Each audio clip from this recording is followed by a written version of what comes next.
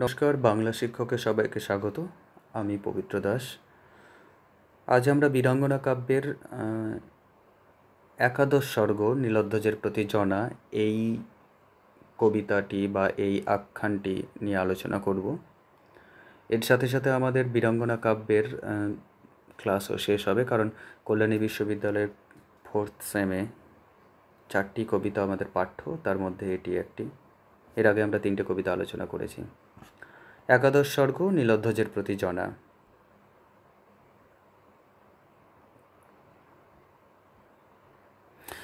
প্রথম প্রশ্ন, নীলধ্বজের প্রতি জনা পত্রটি কাব্যের কত সংখ্যক পত্র? একাদশ সর্গ, এটি শেষ পত্র, শেষ পূর্ণাঙ্গ পত্র। তারপরে প্রশ্ন, এ পত্রের কাহিনী কবি কোথা থেকে আহরণ করেছেন? ভূমিকার শুরুতেই আমরা দেখেছি, সেটা একবার পড়ে নেবে। মধুকবি বলে দিয়েছেন না, এই পত্রের কাহিনী কাশিরাম দাস বিরচিত মহাভারত থেকে, অর্থাৎ ভারত পাঞ্চালী থেকে গ্রহণ করেছেন। আর কাশিরাম এই কাব্যের কাহিনী ব্যাস রচিত মহাভারত থেকে গ্রহণ করেননি। এই কাব্যের কাহিনী গ্রহণ করেছেন জৈমিনী ভারত থেকে। মহাভারতীয় অশ্বমেধ পর্ব, কাশিরাম দাসের মহাভারতীয় অশ্বমেধ পর্বে এই কাহিনী আছে, আর জৈমিনী ভারতে এর আদি উৎস। পরের প্রশ্ন, জৈমিনী ভারতে জনার নাম কি ছিল? মূল উৎসে জনার নাম কি ছিল? না জ্বালা। সেখানে তার মৃত্যু কিভাবে হয়েছিল? না গঙ্গা বক্ষে দেহ ত্যাগ করে মৃত্যু হয়। এখানেও তাই বলেছেন। আমাদের একাদশ সর্গের পত্র শেষেও আমরা দেখতে পাবো যে জাহ্নবীর জলে দেহ ত্যাগ করতে চাইছেন। গিরিশচন্দ্রের যে নাটকটি আমরা দেখতে পাবো, জনা নামে যে নাটকটি আছে, সেখানেও গঙ্গা বক্ষেই দেহ ত্যাগ করছেন। মৃত্যুর পর কি পরিণতি হয়েছিল? না মৃত্যুর পর গঙ্গার আশীর্বাদে অর্জুনঘাতী বাণ হয়ে চিত্রাঙ্গদার পুত্র বভ্রুবাহনের তুনিরে আশ্রয় গ্রহণ করেন। এটার কাহিনীটা বলে নিই। যখন জনা বা জ্বালা পুত্র হত্যার পর ন্যায় বিচার পেল না, তখন তিনি যখন চলে যাচ্ছেন গঙ্গাবক্ষে প্রাণ বিসর্জন করতে যাবেন, তখন সেখানে গঙ্গাকে উদ্দেশ্য করে বলেন যে তোমার একমাত্র পুত্র, জীবিত পুত্র ভীষ্মকে অর্জুন অন্যায়ভাবে হত্যা করেছেন, এবং সেই অর্জুন আমার পুত্রকেও হত্যা করেছে। আমি প্রতিশোধ নিতে চাই, কিন্তু উপায় হচ্ছে না। এই বলে তিনি গঙ্গাবক্ষে দেহত্যাগ করেন। পরবর্তীতে গঙ্গা দেবী তাকে আশীর্বাদ করেন যেন তিনি তার প্রতিশোধ নিতে পারেন, এবং তার ফলস্বরূপ চিত্রাঙ্গদার পুত্র বভ্রুবাহন, এই চিত্রাঙ্গদার পুত্র বভ্রুবাহনের তুনিরে মৃত্যুবান হিসেবে তিনি ঠাঁই পান। এই তো হলো কাহিনী, ছিল জৈমিনী ভারতের কাহিনী। যাই হোক, নীলধ্বজ কোথাকার রাজা ছিলেন? না মাহেশ্বরীপুরীর রাজা ছিলেন। জনার এই পত্র রচনার কারণ কি? ভূমিকাতে কবি বলে দিয়েছেন কোন অবস্থায় পড়ে তিনি পত্রটি রচনা করেছেন। নীলধ্বজ ও জনার একমাত্র পুত্র প্রবীর পাণ্ডবদের অশ্বমেধ যজ্ঞাস্য ধরলে অর্জুনের সাথে সম্মুখ সমরে প্রাণত্যাগ করেন। জনা এতে ক্ষুব্ধ হলেও স্বামী নীলধ্বজ অর্জুন কৃষ্ণকে শাস্তি দেবার চেষ্টা না করে আপোষ করেন। জনার শোকাতুরা মাতৃসত্তা তা মেনে নিতে পারে না, ফলে তিনি এই পত্রটি রচনা করেন। এই তো সাজে তোমারে। কি সাজে? না জনা মনে করে স্বামী নীলধ্বজ হয়তো পুত্র হত্যার প্রতিশোধ নিতে যুদ্ধসজ্জায় নগরীকে সাজাচ্ছেন। এই ভাবনার জন্যই জনা এই কথাটি বলেছেন। তারপরের প্রশ্ন, অন্যায় সমরে মূঢ় নাসিল বালকে। এখানে মূঢ়কে আর বালককে আর অন্যায় সমর কেন বলা হয়েছে, এই প্রশ্নটা যদিও নেই। মূঢ় বলতে এখানে অর্জুনের কথা বলা হয়েছে, আর বালক বলতে নিজ পুত্র প্রবীরের কথা বলা হয়েছে। আর অন্যায় সমর কেন? কারণ অর্জুন প্রাপ্তবয়স্ক যোদ্ধা আর প্রবীর বাচ্চা ছেলে, বালক। তথাপি অর্জুন প্রবীরকে রেহাই করেননি, তার উপর অন্যায়ভাবে অস্ত্রাঘাত করেছেন এবং হত্যা করেছেন, এটা জনা বলছেন। যদিও মহাভারতে আমরা পাই, জৈমিনী ভারতে বা কাশিরাম দাসের ভারতে আমরা যেটা পাই, সেখানে মোটেও অন্যায় সমর করেনি। সেখানে বারবার করে অর্জুন এবং কৃষ্ণ দুজনাই যুদ্ধ বিরতি চেয়েছিল, যাতে যুদ্ধ না হয় সেটাই চেয়েছিল। অল্প বয়সের ছেলের উপর অস্ত্র হানতে চায়নি, কিন্তু প্রবীর স্পর্ধা দেখিয়ে বলেছিল যে অস্ত্র চালনা করতে চাইছো না, নাকি ভয় পেয়ে গেলে? এবার এই রকম কথা শুনে কোন যোদ্ধা নিজেকে সংযত রাখতে পারে? অতএব তার ফলেই কিন্তু যুদ্ধটা হয়েছিল, নইলে কিন্তু যুদ্ধ করতে চায়নি। কিন্তু মাতৃসত্তা বা মা তো নিজের সন্তানের দোষ দিতে পারেন না। যাই হোক, এই গোটা কাব্যতেই আমরা সেটাই দেখব যে মা কীভাবে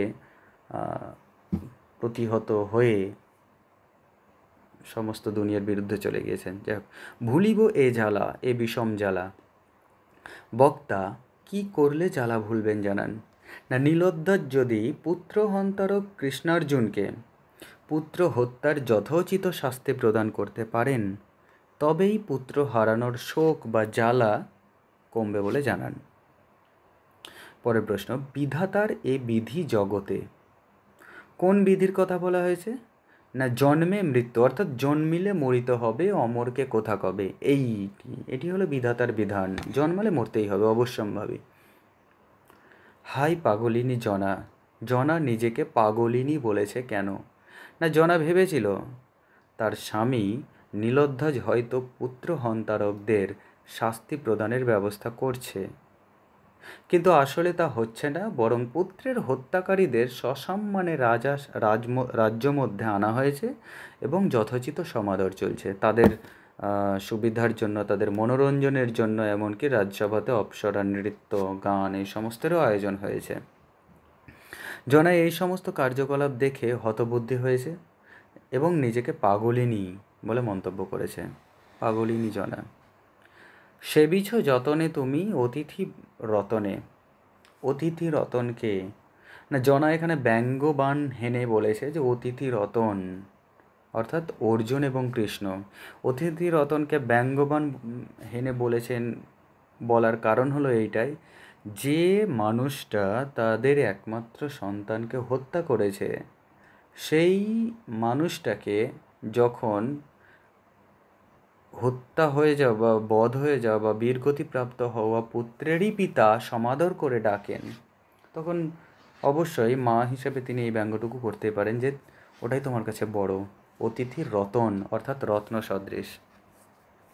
কি লজ্জা, দুঃখের কথা হাই কবকারে, বক্তার লজ্জা ও দুঃখের কারণ কি? না, জনা আশা করেছিল তার স্বামী তথা প্রবীরের পিতা পুত্র হত্যার যথোচিত প্রতিশোধ নেবে, কিন্তু তা না করে পুত্রহারী পুদের মানে পুত্র হন্তারক শত্রুদের সাথে আনন্দে মত্ত হয়েছে এবং তাদের সমাদর করেছে। এই বিপরীত কর্ম করতে দেখে জনা লজ্জা পেয়েছে, আর এটি তার দুঃখের কারণ। পরের প্রশ্ন, হরিলা কি তিনি জ্ঞান তব, কোন জ্ঞান হরণের কথা বলা, কে জ্ঞান হরণের কথা বলেছেন, হরণ করে বলে সন্দেহ করে? না, জনা সন্দেহ করেছে বিধাতা পুত্রকে হত্যা করার পর বা পুত্র চলে যাওয়ার সাথে সাথে কি জ্ঞানটাও তার চলে গিয়েছে, নীলোধ্বজের স্বাভাবিক বুদ্ধি কি লোপ পেয়েছে, এটা সন্দেহ করেছেন। এ পাষণ্ড পাণ্ডুরথী পার্থ তবপুরে অতিথি, জিজ্ঞাসা চিহ্ন। পাষণ্ড বলা হয়েছে কেন, পাণ্ডুরথী ও পার্থ কারা? প্রথমে বলি পাণ্ডুরথী অর্থাৎ পাণ্ডবদের যিনি রথী, কৃষ্ণের কথা অবশ্যই, আর পার্থ মানে তো অর্জুন। তাদের পাষণ্ড বলা হয়েছে কেন? না, জনার মতে কৃষ্ণার্জুন অন্যায় যুদ্ধ করে তাদের একমাত্র পুত্রকে নির্মমভাবে হত্যা করেছে, সেজন্য পাষণ্ড হিসেবে চিহ্নিত করা হয়েছে।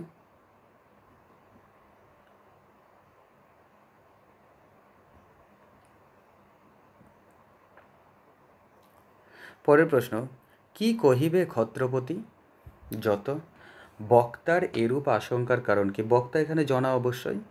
জনা আশঙ্কা করেছে যে ক্ষত্রপতি অর্থাৎ গোটা দুনিয়া জুড়ে যে সমস্ত বীররা ক্ষত্রিয়রা যথার্থ ক্ষত্রিয়রা তারা কি বলবে, কেন এই আশঙ্কার কারণ কি না, জনা আশঙ্কা করেছে যখন দেশে বিদেশে খবর ছড়িয়ে পড়বে যে রাজা নীলোধ্বজ তার পুত্র হন্তারকদের যথোচিত শাস্তি বিধানের ব্যবস্থা না করে ঘুরিয়ে সমাদর করছে, তখন নীলোধ্বজের ক্ষাত্রধর্ম সম্পর্কেই হয়তো সকলে সন্দেহ করবে। এজন্যই বক্তা এরূপ আশঙ্কা করেছে। হ্যালো, এ কি ভ্রান্তি তব? কোন ভ্রান্তির কথা বলা হয়েছে না, জনার স্বামী নীলোধ্বজ কৃষ্ণার্জুনকে নাকি নরনারায়ণ জ্ঞানে পূজা করছেন ভক্তিভাবে।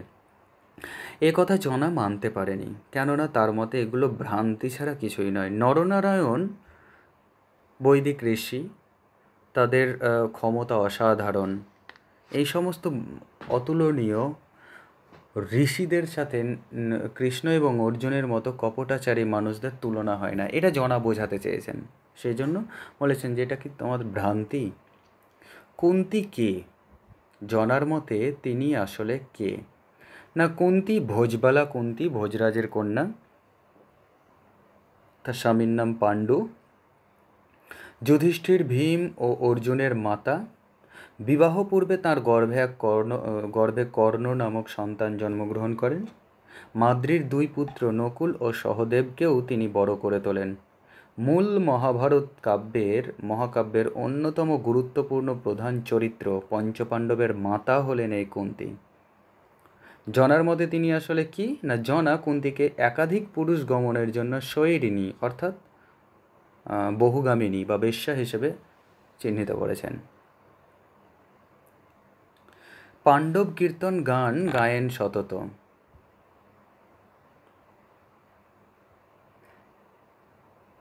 পাণ্ডব কীর্তন গান গায়েন সতত। কে কোথায় গায় না, মহর্ষি কৃষ্ণদ্বৈপায়ন বেদব্যাস পাণ্ডব কীর্তন গান সবসময়। কোথায় না, মহাভারত নামে রচিত তার মহাকাব্যে পাণ্ডব কীর্তন গান গেয়েছেন বলে জানান। আমরা জানি মহাভারত কৃষ্ণদ্বৈপায়ন বেদব্যাসের নামে প্রচলিত কাব্য, সেখানে পাণ্ডবদের কীর্তিকথারই কথা বলা হয়েছে। ব্যাসদেবের পরিচয় কি না, ব্যাসদেব পরাশর মুনির পুত্র, মাতার নাম মৎস্যগন্ধা। পরবর্তীকালে এই মৎস্যগন্ধা সত্যবতী নামে পরিচিত হয় এবং এই সত্যবতীর সাথে শান্তনু রাজার বিবাহ হয়। মহাভারত মহাকাব্য ও অষ্টাদশ পুরাণের রচয়িতা হলেন ব্যাসদেব। গায়ের রং ঘোর কৃষ্ণ ছিল, সেই জন্য তার আর এক নাম কৃষ্ণ। আর দ্বীপে তার জন্ম বলে তার নাম তিনি দ্বৈপায়ন। তিনি মহান ঋষি ছিলেন, সেই জন্য মহর্ষি কৃষ্ণদ্বৈপায়ন বেদব্যাস। তিনি বেদকে ব্যাস অর্থাৎ বিভক্ত করেছিলেন বলে ব্যাস নামে পরিচিত। পরবর্তীকালে তিনি মাতার আদেশে বিচিত্র বীর্যের দুই পত্নী অম্বালিকা ও অম্বিকার সাথে সহবাসে ধৃতরাষ্ট্র ও পাণ্ডুর জন্ম দেন। এই বিচিত্রবীর্য এবং চিত্রাঙ্গদ দুই পুত্র হলো আমাদের কুন্তীর দুই পুত্র। তাদের মধ্যে চিত্রাঙ্গদ তো মারা গিয়েছিলেন যুদ্ধ শিকার করতে গিয়ে, রাজপাটে তার মন ছিল না। পরবর্তীকালে বিচিত্রবীর্য রাজা হন। তো বিচিত্রবীর্য বীরগতিপ্রাপ্ত হলে, মারা গেলে কি হয়, তার যে বিধবা দুই পত্নী, যেহেতু তাদের কোনো সন্তান ছিল না, কুরুবংশ এখানেই শেষ হয়ে যাবে, এই আশঙ্কায় কুন্তী তার অপর পুত্র, বিবাহ পূর্বকালীন পুত্র ব্যাসদেবকে ডেকে পাঠান এই দুই পুত্রবধূর গর্ভে সন্তান উৎপাদনের জন্য, অম্বিকা আর অম্বালিকা। এবং তার ফলেই তাদের থেকে একজনের গর্ভে ধৃতরাষ্ট্র এবং একজনের গর্ভে পাণ্ডুর জন্ম হয়, এবং যা থেকে কুরুবংশের এক নতুন অধ্যায় শুরু হয়। কুলাচার্য তিনি কুকুলের। কে কোন কুলের আচার্য না, মহর্ষি বেদব্যাসকে কুলাচার্য বলা হয়েছে কৌরব কুলকে কুকুল বলা হয়েছে, কারণ কৌরব কুলের কুকুল বলার পিছনে যে কারণটা, স্বাভাবিক কারণ, সেটা হলো এদের চারিত্রিক বৈশিষ্ট্য তথাকথিতভাবে হীন, যে মানে ভ্রাতৃবধূ গমনের দৃষ্টান্ত সেই দিক থেকে। আর একটা কুকুলের কারণ হলো যে এরা নিজেরাই মারামারি করে ভাই হয়ে ভাইয়ের রক্ত নাশ করতে কেউ দ্বিধা করেনি, সেই দিক থেকেও কুকুল। যাই হোক, মরি কি সতী শাশুড়ির যোগ্য বধূ, কার কথা বলা হয়েছে? না জনা বলেছেন অবশ্যই। কার কথা বলেছেন? না সতী বলে ব্যঙ্গ করেছে দ্রৌপদীকে। কেন শাশুড়ির যোগ্য বলা হয়েছে? না শাশুড়ির যোগ্য বলার কারণ শাশুড়ি তথা কুন্তী যেমন একাধিক পুরুষ গমন করেছেন বিবাহের পূর্বে এবং পরবর্তীতে স্বামীর অনুমতি নিয়ে, তেমনি দ্রৌপদীরও ছিল পঞ্চপতি। সেই জন্য ব্যঙ্গ করে বক্তা জনাই কথা বলেছেন। ধিক হাসি আসে মুখে। কেন হাসি পায়? না দ্রৌপদীকে জনা কখনোই রমা বা লক্ষ্মী হিসেবে মেনে নিতে পারবেনও না। এমন ভ্রষ্টা রমণীকে কখনোই লক্ষ্মীর অবতার হতে পারে না। অথচ গোটা সমাজ, গোটা দুনিয়া তাকে লক্ষ্মীর প্রতিরূপ হিসেবেই পূজা করে। এটা মানতেই গিয়েই তার মুখে হাসি আসে। জনা পার্থকে কেন রথিকুল পতি হিসেবে মানতে চায় না? জনা পার্থকে রথিকুল পতি হিসেবে মানতে চায় না কেন? না বিশ্বজুড়ে অর্জুনের বীরত্বের কথা প্রচারিত থাকলেও জনা তা মানে না। বিশ্বজুড়ে অর্জুনের বীরত্বের কথা প্রচারিত থাকলেও জনা তা মানে না, কারণ সকল ক্ষেত্রেই অর্জুন ছলনা করে জয়ী হয়েছে। এটা মহাভারতের যুদ্ধের সাক্ষী দিচ্ছে যে ছলনাই বটে। ব্রাহ্মণের ছদ্মবেশে থাকায় কোনো ক্ষত্রিয় ঠিকভাবে স্বয়ম্বর সভায় বিবাহ করেনি। বিবাহ হবে না, এখানে যুদ্ধ হবে। এখানে একটা বিশাল বড় মিস্টেক হয়ে গিয়েছে। যুদ্ধ করেনি মানে যখন দ্রৌপদীর স্বয়ম্বর সভা হয় তখন অর্জুন মৎস্যের চোখে বাণ বিদ্ধ করে জয় করে যখন নিয়ে আসে, সেই সময় পিছন সমস্ত রাজারা যারা স্বয়ম্বর সভায় উপস্থিত ছিলেন তারা অর্জুনকে ধাওয়া করেন। জনার মতে তারা কেউ যুদ্ধ করেনি ঠিকঠাকভাবে। কেন না ক্ষত্রিয়ের সাথে ব্রাহ্মণের যুদ্ধ চলে না, সেই জন্য কেউ যুদ্ধ করেনি, এটা জনা বলছেন। যদিও মহাভারতের সাক্ষীটা অন্যরকম দিচ্ছে। এখানে জনা তার নিজের মতো করে মহাভারত কাহিনীকে সাজিয়ে নিয়েছেন। যাই হোক, এটা একটা। 2 নম্বর হলো খাণ্ডব দহনের সুকীর্তি কৃষ্ণের জন্যই প্রচারিত। খাণ্ডব দহন করার জন্য গান্ডীব নামক একটা ধনুক পেয়েছিলেন, এবং খাণ্ডব দহন করার জন্য অর্জুনের কীর্তি জগৎ বিখ্যাত। জনা বলছেন যে এই কীর্তিটাও তার পুরো প্রাপ্য নয়। কেন না কৃষ্ণ না থাকলে অর্জুন কিছুই নয়। আর 3 নম্বর হলো ভীষ্ম, দ্রোণ, কর্ণ এই সমস্ত বীরদেরই হত্যা করার পিছনে ছলনার আশ্রয় ছিল। ভীষ্মকে হত্যা করেছেন সামনে শিখণ্ডীকে প্রতিস্থাপন করে। দ্রোণাচার্যকে হত্যা করেছেন যুধিষ্ঠির অশ্বত্থামা হত ইতি গজ। এই গজটা মানে ধীরে উচ্চারণ করে বা কম সাউন্ডে উচ্চারণ করার জন্য, কারণ দ্রোণাচার্যের পুত্রের নামও অশ্বত্থামা। তিনি পুত্রের হত্যার সংবাদ পেয়ে মুহূর্তেকের জন্য বাণ নিক্ষেপ বন্ধ করেন, আর সেই মুহূর্তে অর্জুন তাকে হত্যা করেন। আর কর্ণ, কৃষ্ণের মায়ায় কর্ণের রথের চাকা মাটিতে বসে যায় এবং তার ফলে কর্ণের রথ বিকল হয়ে পড়ে। এই অসম যুদ্ধে অন্যায়ভাবে কর্ণকে অর্জুন হত্যা করেন। যাই হোক, এই সমস্ত আশ্রয় নিয়ে হত্যা করেছিলেন, এই জন্যই রথিকুল পতি হিসেবে মানতেও চায় না। পরের প্রশ্ন, কহ মোরে শুনি মহারথী প্রথা কি হে? এই মহারথী প্রথা কি? মহারথী প্রথা অর্থাৎ মহান যোদ্ধাদের প্রথা, রথযোদ্ধাদের প্রথা কি না সম্মুখ সমরে যুদ্ধের সময় দুই পক্ষের যোদ্ধার হাতে সমান অস্ত্র থাকবে এবং দুইজনই যুদ্ধ করবার জন্য রাজি থাকবে, রেডি থাকবে। এটাই ছিল মহারথী প্রথা। বক্তার এরূপ বলার কারণ কি না জনা অর্জুনের ক্ষাত্রধর্ম নিয়ে সন্দেহ করেছে। কেননা যে সমস্ত যুদ্ধে অর্জুন জয়ী হয়েছে এবং যে সকল বীরদের পরাস্ত করেছে তা সবই ছলনার আশ্রয়ে। যেমন অর্ধনারী শিখণ্ডীকে সামনে রেখে ভীষ্মকে হত্যা করে, যুধিষ্ঠিরের ছলনায় দ্রোণাচার্যকে হত্যা করে এবং কর্ণের অসহায়তার সুযোগ নিয়ে কর্ণকে হত্যা করে। অর্থাৎ অর্জুন কোথাও ঠিকভাবে ক্ষাত্রধর্ম পালন করেনি। এই জন্যই জনা বলেছে যে এটা কি মহারথী প্রথা? মহারথী প্রথা নয়। কুলনারী আমি নাথ, বিধির বিধানে পরাধীনা। কেন এই কথা বলেছেন জনা? না, বক্তা জনা কুলনারী, ক্ষত্রিয়ের কন্যা, ক্ষত্রিয়ের বধূ হওয়া সত্ত্বেও তিনি শুধুমাত্র নারী হওয়ার কারণে পুত্র হত্যার প্রতিশোধ নিতে অস্ত্র নিয়ে যুদ্ধ করতে নামতে পারেননি। আর এখানেই তিনি পরাধীনা, যেন বিধির বিধানে পরাধীনা, এখানেই যেন তিনি হেরে গিয়েছেন, পিছিয়ে গিয়েছেন। পরের প্রশ্ন, এ কৌন্তেয় যোধে ধাতা সৃজিলা নাশিতে বিশ্ব সুখ। কার সম্পর্কে কেন এই কথা বলা হয়েছে? কৌন্তেয় অর্থাৎ মধ্যম পাণ্ডব অর্জুনের সম্পর্কে কথা বলা হয়েছে। কেন না, অর্জুন যখনই অস্ত্র ধারণ করেন কারোর বিরুদ্ধে, বিপক্ষ পক্ষের পরাজয় সুনিশ্চিত। আর এজন্যই, শুধুমাত্র অর্জুনের জন্যই কত মায়ের কোল এবং কত বধূর সোহাগ মুছে গিয়েছে। এজন্যই জনা বলেছেন যে বিশ্বসুখ বিনাশ করতেই যেন অর্জুনের জন্ম। পরের প্রশ্ন, তুমি পতি ভাগ্যদোষে বাম মম প্রতি। এই উক্তির কারণ কি? না, জনার একমাত্র পুত্র প্রবীর হত হয়েছে অর্জুনের সাথে যুদ্ধ করতে গিয়ে। নীলধ্বজের উচিত পুত্র হত্যার প্রতিশোধ নিতে, অর্জুনের সাথে যুদ্ধ করা। জনা সে চেষ্টা অনেক করেছে স্বামীকে উৎসাহিত করার, কিন্তু নীলধ্বজ তা না করে বরং পুত্র হন্তারককে সসম্মানে আদর যত্ন করেছে, অর্থাৎ জনার কোনো কথাই শোনেনি। কাজে জনা ভেবেছে যে তার ভাগ্যেরই দোষ। পরের প্রশ্ন, এই জনাকীর্ণ ভবস্থল আজি বিজন জনার পক্ষে। এরূপ বলার কারণ কি? না, জনা তার সমস্ত পৃথিবী মনে করেছে স্বামী ও পুত্রকে কেন্দ্র করে।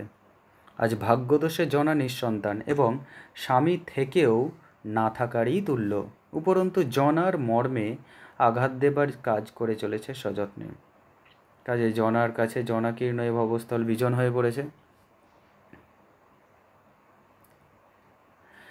এই কিরে ছিল তোর মনে, কে কার উদ্দেশ্যে কেন এই কথা বলেছে? না, জনা তার মৃত পুত্র প্রবীরের উদ্দেশ্যে কথা বলেছে। কেন বলেছে? না, 10 মাস 10 দিন নানা কষ্ট স্বীকার করে জনা তার সন্তানকে গর্ভে ধারণ করেন, বড় করে তোলেন। কিন্তু এইভাবে মাকে ফাঁকি দিয়ে অসময়ে চলে যাওয়াটা প্রবীরের উচিত কাজ হয়নি। এজন্যই মা জনা দুঃখে হতাশায় ভেঙে পড়ে যেন হাহাকার করে বলেছে, এটাই কি তার মনে ছিল? ওরে মণিহারা ফণি। কে কাকে কেন মণিহারা ফণি বলেছে? না, জনা নিজেই নিজেকে মণিহারা ফণি বলেছে। কেন না, জনা তার একমাত্র পুত্র প্রবীরকে হারিয়ে নিঃসঙ্গ হয়ে গিয়েছে। শুধু তাই নয়, পুত্রকে হারানোর পর, মানে একটা শব্দ ছুটে গিয়েছে, পুত্রকে হারানোর পর স্বামীও যেন তার আর কাছের মানুষটি নেই, যেন তার বিরুদ্ধাচরণেই স্বামীর মনোযোগ বেশি। এই সময় যখন স্বামীকে তার একান্তই প্রয়োজন ছিল, ঠিক সেই সময়ই স্বামী তার পুত্রহা শত্রুদের নিয়ে আনন্দ সলিলে মগ্ন হয়েছে। তার চোখের জল মুছিয়ে দেবার কেউ নেই। এই জন্যই জনা যেন তার প্রাণস্বরূপ নয়নের মণি হারিয়ে ফেলেছে এবং মণিহারা ফণিতুল্য, অর্থাৎ অন্ধ হয়ে পড়েছে। জনারও পরিস্থিতি সেই রকম হয়ে পড়েছে। জনা কোথায় প্রাণ হারাবে বলে বা প্রাণ ত্যাগ করবে বলে জানাই? জাহ্নবীর জলে, গঙ্গার বক্ষে।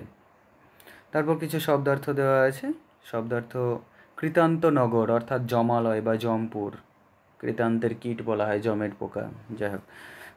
পার্থ, এখানে যে সমস্ত অর্জুনের যে সমস্ত নামগুলো ব্যবহৃত হয়েছে এই কবিতায়, পার্থ, ফাল্গুনী, কৌন্তেয়, কিরীটী, এই সমস্ত নামগুলো অর্জুনের ব্যবহৃত হয়েছে।